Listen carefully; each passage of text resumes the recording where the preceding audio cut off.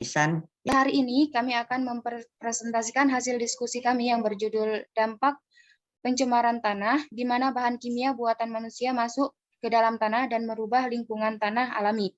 Lalu apa dampak dari pencemaran tanah itu, serta apa sih penyebab pencemaran tanah?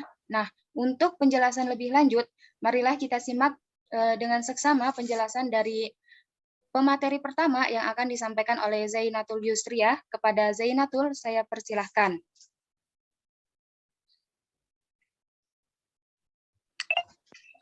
Baik.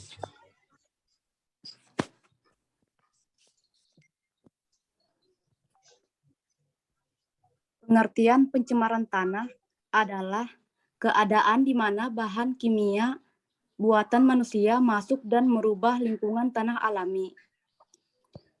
Di sini contoh kasus dari pencemaran tanah. Contohnya 27.000 ton limbah B3 di Rembang resahkan warga. Pencemar berasal dari 1. Kebocoran limbah cair atau bahan kimia industri. 2. Penggunaan pestisida seperti masuknya air permukaan tanah tercemar ke dalam lapisan sub permukaan. 3. Illegal dumping, contohnya air limbah dari tempat penimbunan sampah serta limbah industri yang langsung dibuang ke tanah secara tidak memenuhi syarat.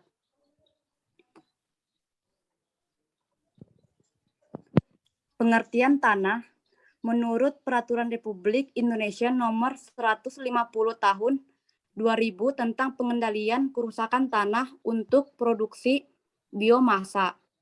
Tanah adalah komponen lahan berupa lapisan teratas kerak bumi yang terdiri dari bahan mineral dan bahan organik serta mempunyai sifat fisik, kimia, biologi, dan mempunyai kemampuan menunjang kehidupan makhluk hidup. Tetapi apa yang terjadi akibat kegiatan manusia? Banyak terjadi kerusakan tanah di dalam Peraturan Pemerintah Nomor 150 Tahun 2000 disebutkan bahwa kerusakan tanah untuk produksi biomasa adalah berubahnya sifat dasar tanah yang melampaui kriteria baku kerusakan tanah.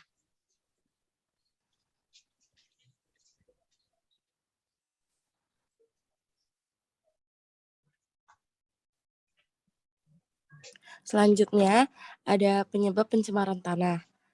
Jadi, tanah adalah bagian penting dalam menunjang kehidupan makhluk hidup di muka bumi ini. Seperti yang kita ketahui, rantai makanan bermula dari tumbuhan. Sebagian besar makanan memang berasal dari permukaan tanah. Meskipun ada beberapa juga tumbuhan dan hewan yang hidup di laut, namun sudah sepatutnya kita menjaga kelestarian tanah sehingga dapat mendukung kehidupan di muka bumi ini. Sebagaimana pencemaran air dan udara, pencemaran tanah juga merupakan akibat dari kegiatan manusia. Adapun aktivitas yang dapat menyebabkan pencemaran tanah, yang pertama, ada kegiatan pertambangan.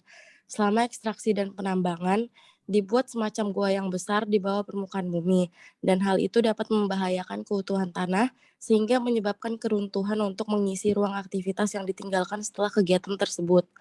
Yang kedua itu ada kelalaian industri. Layaknya kebocoran limbah atau bahan kimia, kelalaian aktivitas industri juga dapat terjadi tanpa unsur kesengajaan karena kelalaian manusia. Sebab limbah padat atau cair merupakan unsur utama penyebab pencemaran tanah. Yang selanjutnya itu ada penebangan hutan liar. Hutan dan pohon merupakan penyaring dan penetralisir dari kondisi tanah yang asam.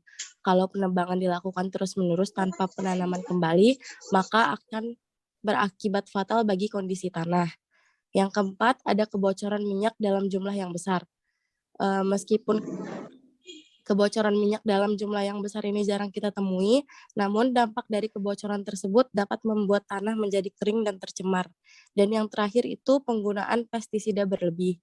Jadi penggunaan pestisida berlebih itu dapat berdampak buruk bagi kelestarian tanah. Karena penggunaan pestisida secara berlebih dapat membuat tanah kering dan tidak subur. Slide selanjutnya.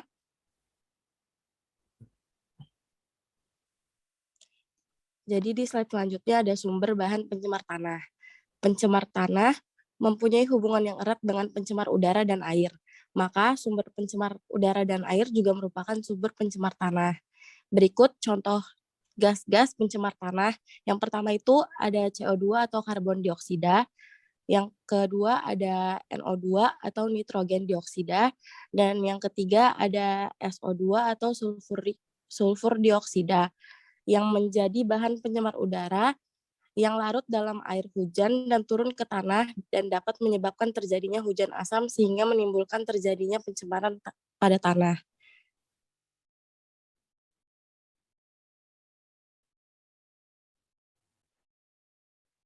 Komponen bahan pencemar tanah. Komponen-komponen bahan pencemar yang diperoleh dari sumber-sumber bahan pencemar tersebut diantara lain senyawa organik yang dapat membusuk. Kedua, senyawa anorganik. Yang ketiga, pencemar udara berupa gas yang larut dalam air hujan, yang merubah air hujan tersebut menjadi hujan asam. Yang keempat, pencemar berupa logam-logam berat yang berasal dari industri, dan zat radioaktif yang berasal dari PLTN atau pembangkit listrik tenaga nuklir. Lalu ada dampak pencemaran tanah. Yang pertama, berasal dari timbunan sampah atau limbah domestik.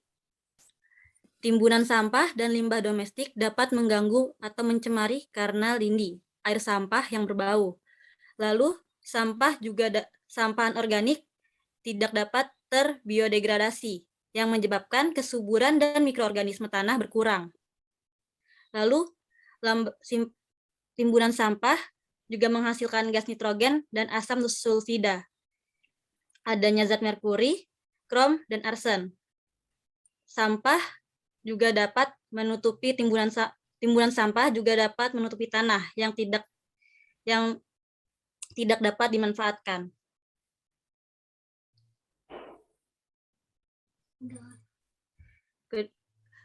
Dampak pencemaran tanah pada bidang kesehatan. Pertama, kromium. Berbagai macam pestisida dan herbisida merupakan bahan karsinogenik untuk semua populasi. Yang kedua, pelarutan yang mengandung klorin merangsang perubahan pada hati dan ginjal, serta penurunan sistem saraf pusat. Lalu ada organofosfat dan karbamat. Hal tersebut dapat menyebabkan gangguan pada saraf otot. Lalu merkuri atau air raksa dan siklodiena dikenal dapat menyebabkan kerusakan ginjal. Kemudian ada paparan kronis secara terus-menerus terhadap benzena. Pada konsentrasi tertentu dapat meningkatkan kemungkinan terkenanya leukemia.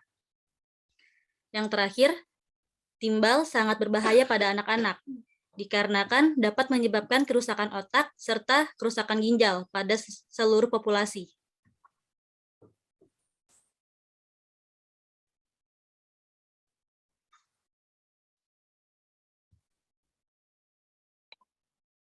Selanjutnya, dampak pencemaran pada ekosistem.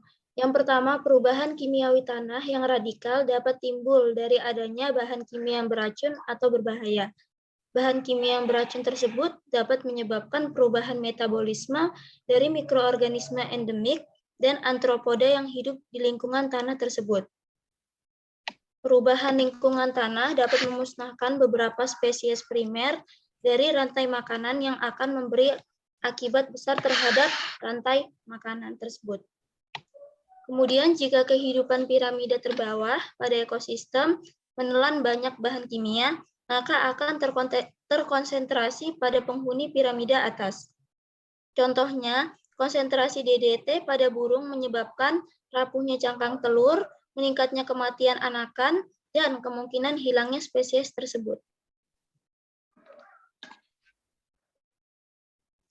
Selanjutnya, penanganan yang harus dilakukan. Untuk langkah pencegahan, yang pertama, sampah organik yang dapat diuraikan oleh mikroorganisme dapat dijadikan kompos atau pupuk. Yang kedua, sampah organik atau sampah anorganik yang tidak dapat diuraikan bisa dibakar.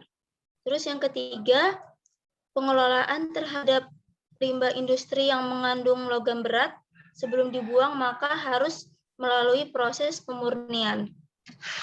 Yang keempat, sampah zat radioaktif sebelum dibuang maka harus disimpan dalam waktu yang lama di dalam tangki atau sumur, lalu dibuang ke tempat limbah B3.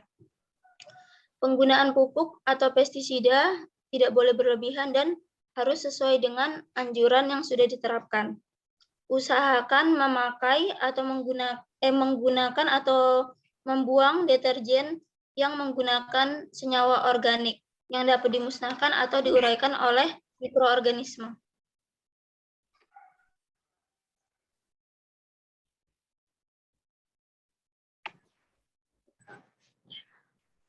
Langkah penanganan, ada beberapa langkah penanganan untuk mengurangi dampak diantaranya. 1. Remediasi. Remediasi adalah kegiatan untuk membersihkan permukaan tanah yang tercemar. Ada 2 jenis remediasi tanah, yaitu in situ atau on-site dan ex situ atau off-site. Kedua, bioremediasi. Bioremediasi adalah proses pembersihan pencemaran tanah dengan menggunakan mikroorganisme atau jamur dan bakteri. Bioremediasi bertujuan untuk memecah atau mendegradasi zat pencemar menjadi bahan yang kurang beracun atau tidak beracun. Dan yang ketiga, fitoremediasi. Fitoremediasi adalah teknologi pembersihan, penghilangan, atau pengurangan polutan berbahaya seperti logam berat, pestisida, dan senyawa organik beracun dalam tanah atau air dengan menggunakan bantuan tanaman hiperakumulator plant. Sekian dari saya kembalikan ke moderator. Baik, terima kasih kepada presentator atas penjelasannya. Baiklah teman-teman, kita telah mendengarkan penjelasan tentang dampak pencemaran tanah dari ke-6 presentator tadi.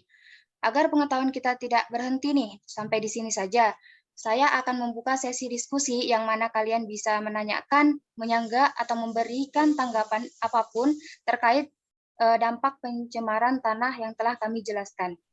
Waktu dan tempatnya saya persilahkan. Apa ada yang mau ditanyakan atau memberikan tanggapan? Ya, silakan kelompok 1 ya, ada 4. Ada pertanyaan atau mungkin komentar ya, silakan.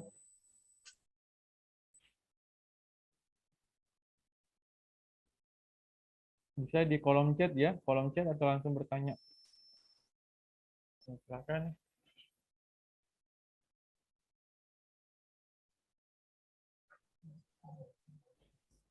Sambil menunggu ya, saya juga ingin memberikan tanggapan ya. Nanti bisa dikomentari aja ya. Misalnya kayak gini ya, misalnya ada sebuah industri ya, dia misalnya membuang ini ya, limbahnya ke lingkungan ya, misalnya ke tanah begitu ya, dia buang limbah cairnya ke tanah. Nah, kemudian di limbah padatnya dia tanam begitu. Misalnya limbah padatnya ada plastik, ada misalnya ya sisa makanan, plastik, dan juga mungkin kayak semacam ini ya, kayak kayu misalnya. Anggaplah industri misalnya ini ya, pengolahan industri kayu ya misalnya. Nah, jadi dia membuang limbah cairnya langsung ke ini. Dia sebenarnya dia tampung aja ya limbah cairnya, tapi tanpa pengolahan begitu ya. Dia langsung aja dari proses produksinya langsung dia buang ke ini. Dia tampung pada tapi di tanah ya.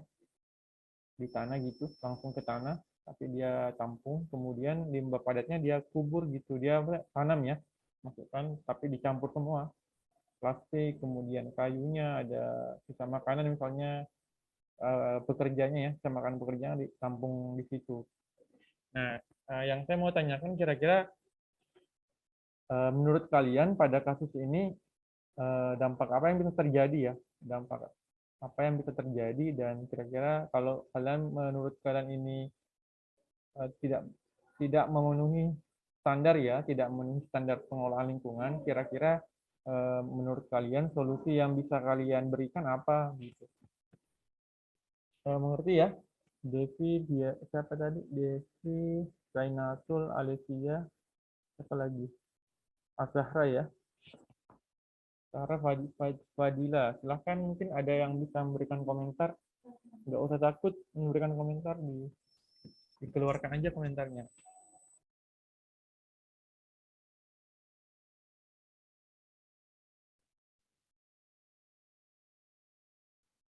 Silakan.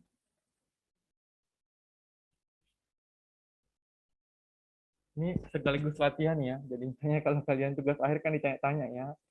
Ini.